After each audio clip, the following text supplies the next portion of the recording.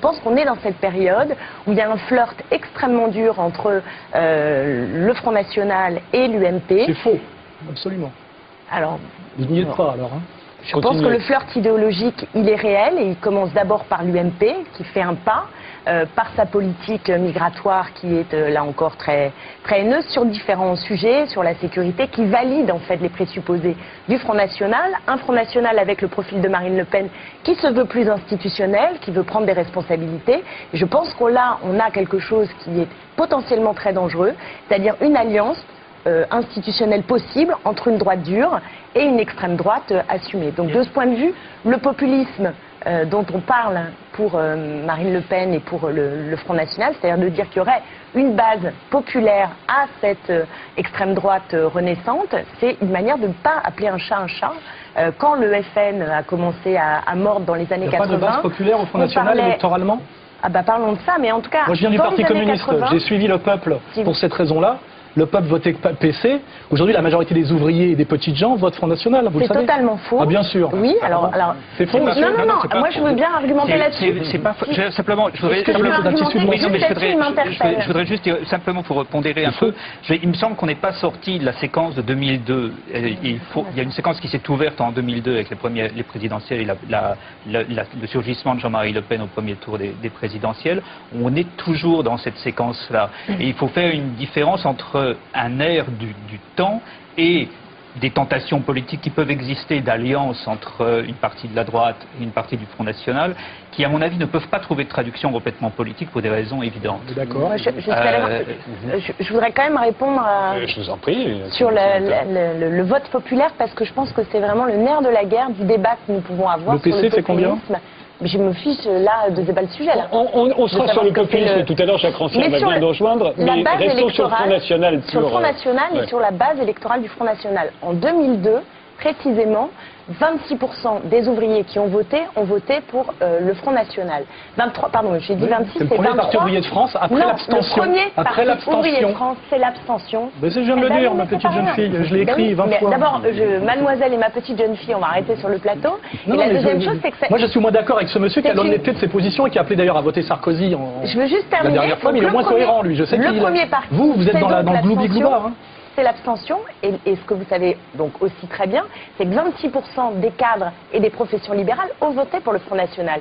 Donc l'idée que ce serait uniquement... c'est pas le peuple, les cadres et les professions libérales? Uniquement le peuple. Vous avez une définition sérieuse du peuple? Ceux qui ne font pas... Peuple, c'est prolétariat plus classe moyenne. Laissez-la terminer, ceux qui seraient justement les non-sachants, ceux qui ne savent pas, etc., qui, parce qu'ils ne savent pas, sont plus propices à se faire avoir par les discours. Vous pensez que les gens votent national parce qu'ils sont bêtes? Ils n'ont pas assez regardé la télé? Elle est en train de dire le contraire. Écoutez-moi, je suis en train de dire exactement l'inverse. Vous énervez pas tout seul. Je veux bien discuter, mais pour discuter, il faut écouter l'autre. Je sais que ça vous est difficile, mais je connais votre discours. Oui, je veux juste terminer pour vous dire que... Je laisse terminer. Voilà.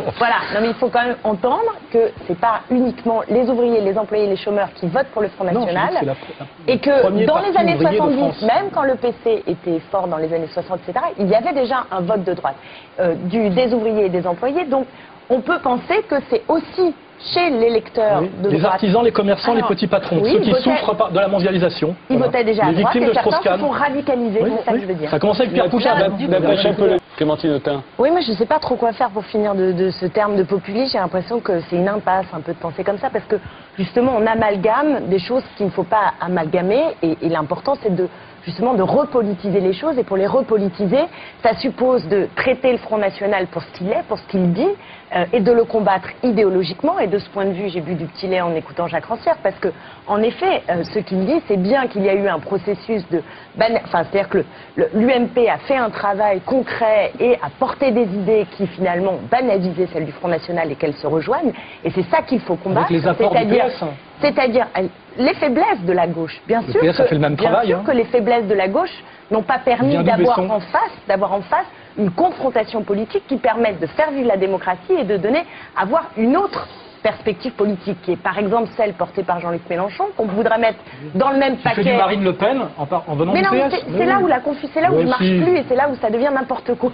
À mon avis, c'est que de les mettre sur le même terrain, d'abord c'est insultant pour ce qu'ils portent. Ils combattent le Front National depuis toujours et il n'est pas sur ce même terrain idéologique. Il y a de la confrontation. Et il faut parler du contenu, c'est-à-dire du contenu des propositions. Et je pense qu'il y a une autre perspective politique possible, dès lors que aussi il y a un processus à reconstituer, qui est celui de l'unité du peuple. L'unité du peuple, pas comme si c'était une donnée en soi, mais bien parce que à un moment donné, ce qu'est le peuple, hein, c'est sa dimension universelle avec en même temps une partie, une catégorie mobilisée à un moment donné. Le peuple d'hier, celui que le Parti communiste, par exemple, avait réussi à mobiliser dans les années... Bon, on remonte, mais disons... qui a été trahi à partir de du discours de Montigny-les-Cormeilles. Il n'est plus le peuple d'aujourd'hui. C'est ça que je veux dire. Il n'est plus le peuple d'aujourd'hui. Et à gauche, à mon avis, l'un des défis, c'est aussi d'être capable de parler de ce déclassement, du précariat, et de dire quelle est cette nouvelle unité du peuple pour justement permettre cette mobilisation, cette représentation du peuple dans un monde, et dans un système politique où la crise de la représentation politique est extrêmement grave. Elle est d'abord le terreau d'une non-mobilisation politique, d'une abstention massive. Et je pense qu'on devrait d'abord aujourd'hui parler de cette question, non pas de la dépolitisation, mais de la non-mobilisation dans le cadre électoral de toute une partie du peuple, et à commencer par les chômeurs, les ouvriers, les employés, qui sont les premiers à se détourner du vote, de justement cette démocratie représentative qui ne représente rien, à part le capital, et c'est tout.